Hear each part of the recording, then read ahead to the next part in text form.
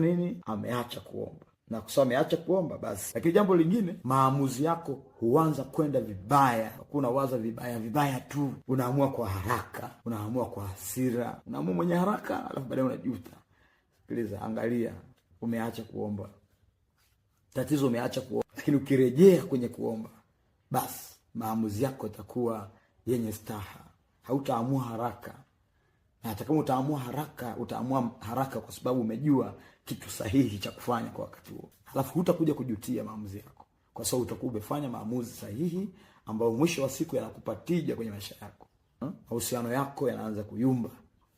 Na mahusiano haya yakianza kuyumba, basi migogoro midogo inaanza kutokea. Na hiyo migogoro midogo huwa inakwenda baadaye inakuwa mikubwa. Shangaa unaanza kugombana na ndugu zako. Taratibu kabisa. Vyanzo vinakuwa vidogo tu, mwisho wa siku unagombana kabisa na jamii yako. Lakini pia milango ya mafanikio huanza kufunga pole. Milango ya mafanikio yako, milango ya mafanikio ya mtu ambaye haombi inaanza kujifunga taratibu. Wakati huo yeye hawezi kuona kama milango inaanza kufungwa. Sasa inapoanza kujifunga taratibu, ndipo unajikuta baadaye inajifunga kabisa. Tatizo